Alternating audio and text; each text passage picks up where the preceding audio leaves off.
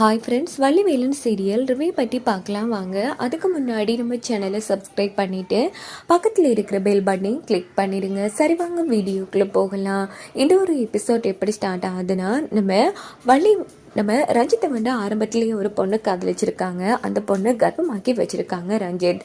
இந்த விஷயத்த நம்ம ஆனந்தி அந்த பொண்ணுக்கிட்ட கேட்டுட்டு உடனே ரத்னவேல் ஐயா கிட்டே சொன்னீங்கன்னா உங்களுக்கு கண்டிப்பாக நியாயம் கிடைக்கும் வாங்க அப்படின்னு கூட்டிகிட்டு போகிறாங்க. ஆனால் என்ன நடக்குதுன்னா, அதுக்கு முன்னாடியே ஆனந்தியை அனுப்பிட்டு அந்த பொண்ணை போட்டு வேதநாயகியும் ரஞ்சித்தும் மிரட்டிடுறாங்க. நீ மட்டும் இந்த உண்மையை சொன்னீங்கன்னா உன் குடும்பத்தையும் சரி உன் வயிற்றில் இருக்கிற குழந்தையும் சரி நாங்கள் இல்லாமல் பண்ணிவிடுவோம். இதனால் பயந்து போன அந்த பொண்ணு ரத்னவேல் ஐயா கிட்டே பேச்சை மாறி சொல்லிடுறாங்க. ஐயா, எனக்கு கொஞ்சம் பணம் தேவைப்படுது, பணம் கொடுத்து உதவி பண்ணுங்க அப்படின்னு. இதுக்கிட்ட ஆனந்தி அதிர்ச்சியாகி, ஐயா அந்த பொண்ணு தப்பா போய் சொல்லிட்டு இருக்கா, என்கிட்ட வேற மாதிரி சொன்னா உங்ககிட்ட வேற மாதிரி சொல்றா, அது கிடையாதியா அப்படின்னு ஆனந்தி உண்மையை உடைக்கலான்னு எடுக்கிறாங்க. அப்போ வேதநாயகியும் ரஞ்சித்தும், இங்க பாரு தேவையில்லாம இதுக்கு எங்க குடும்ப விஷயத்துல தலையிடுற, இங்க பாரு இன்னொரு வாட்டி எங்க குடும்ப விஷயத்துல தலையிட்ட அவ்வளவுதான். அந்த பொண்ணை அப்படி சொல்லிட்டு இருக்கா, நீ என்ன தேவையில்லாம மூக்க நுழைக்கிறப்போ இங்கிருந்து கிளம்பு அப்படின்னதும் பாவம் ஆனந்தி அங்கிருந்து கிளம்பிடுறாங்க. இன்னொரு பக்கம் அந்த பொண்ணு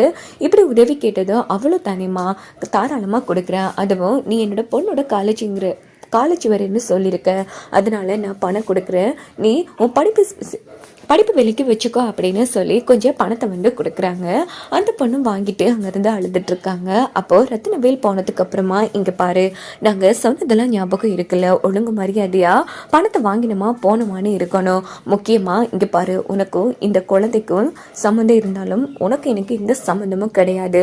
மீறி இந்த கல்யாணத்தை நிறுத்தணும்னு நினைச்சேன், கண்டிப்பாக நான் உன்னை சும்மா விட மாட்டேன். முக்கியமாக உன் குடும்பத்தில் இருக்கிற ஒருத்தங்களையும் விட்டு வைக்க மாட்டேன், புரியுதா அப்படின்னதும், ஐயோ அப்படி மட்டும் பண்ணிடாதீங்க, சத்தியமா சொல்றேன், நான் இந்த உண்மையை யார்கிட்டயும் சொல்ல மாட்டேன் அப்படின்னு அந்த பொண்ணு அழுதுட்டே இருக்காங்க. இன்னொரு பக்கம் ஆனந்தி ரொம்ப ஃபீல் பண்றாங்க. என்ன இவங்க அந்த பொண்ணை போட்டு மிரட்டி இருக்காங்க போல இருக்கு, அதனாலதான் இந்த பொண்ணு இப்படி போய் சொல்லியிருக்கா அப்படின்னுட்டு உடனே ஆனந்தி இவங்களுக்கு தெரியாம அந்த பொண்ணுகிட்ட பேசணும்னு ஓடி வராங்க. ஏமா என்னம்மா நீ என்கிட்ட ஒரு மாதிரி ஐயா கிட்ட ஒரு மாதிரி பேசிட்டு போறேன், இங்க பாரு உன் வாழ்க்கைக்கு தானே நானும் உதவி பண்றேன்னு சொல்றேன், இங்க பாரு உண்மையை சொல்லு, கண்டிப்பா ஐயா அந்த பொறுக்கி கூட உன்னை சேர்த்து வைப்பாங்க அப்படிங்கிறதும். இங்க பாருங்க மேடம், நீங்க ஈஸியா சொல்லிட்டீங்க, நான் எப்படியாச்சும் ஐயா கிட்ட உண்மையை சொல்லணுங்கிற நோக்கத்துல தான் வந்தேன். ஆனா அந்த வேதநாயகியும் ரஞ்சித்தும் என் குடும்பத்தையும் அடியோட இல்லாம பண்ணிடுவேன்னு மிரட்டுறாங்க மேடம்.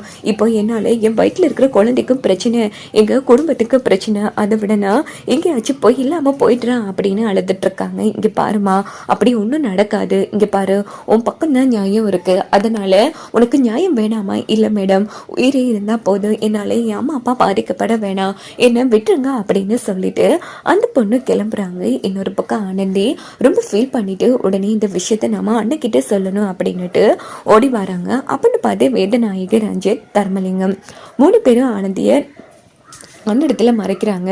இங்க பாரு, ஆமா அவகிட்ட எதுக்கு உனக்கு தேவையில்லாத பேச்சு, என்ன அவ கர்ப்பமா இருக்கா, அவளோட கர்ப்பத்துக்கு என் பையன் ரஞ்சித் தான் காரணம்னு சொன்னாளா அப்படின்னதும் உடனே ஆனந்தி அதிர்ச்சி ஆறாங்க. இங்க பாருங்கம்மா, இது உங்களுக்கே அசிங்கமா தெரியலையா? உங்க பையன் என்னன்னா அந்த பொண்ணை ஏமாத்தி 4 மாத கர்ப்பிணியாக்கி வச்சிருக்கா, அதை கொஞ்சம் கூட பொருட்படுத்தாம அந்த பொண்ணை மிரட்டி அனுப்பியிருக்கீங்க. இதை சும்மா விட மாட்டேன்.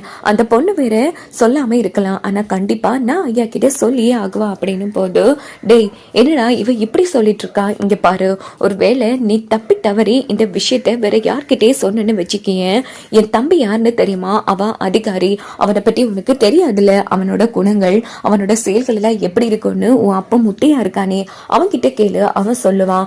மீறி நீ இந்த விஷயத்த வேற யார்கிட்டே சொன்ன, உன்னை ஆசையா கட்டிக்க இருக்கானே அந்த கார்த்தி, அவன் கதையை முடிச்சிடுவான். என்ன அப்படி பாக்குற? என் தம்பி அதிகாரி, அவன் கையில ஒரு பொருள் வச்சிருக்கான், அதை வச்சு உன் கார்த்தி கதையை முடிச்சிடுவான் அப்படின்னதும் ஆனந்தி அதிர்ச்சியாராங்க. என்ன மிரட்டுறீங்களா அப்படின்னது. நாங்க மிரட்டலாமா? இங்க பாரு, இப்ப எங்களுக்கு மிகப்பெரிய பிரச்சனையா இருக்கிறது உன் அண்ணன் தான். முதல்ல உன் அண்ணன் கதையை முடிப்பான், அதுக்கப்புறமா நீ ஆசைப்பட்டு கல்யாணம் பண்ண போறிய உன் கார்த்தி, அவனோட கதையை முடிப்போம். இதெல்லாம் நீ என் பையனோட வாழ்க்கையை கெடுக்காத வரைக்கும் தான். மீறி என் பையன் வாழ்க்கையை கெடுக்கணும்னு நினைச்ச, கண்டிப்பா நாங்க சொன்னதை நடத்தியா தீருவோம் அப்படின்னதும் உடனே ஆனந்தி அந்த இடத்துல அதிர்ச்சியாய் நின்றுட்டு இருக்காங்க.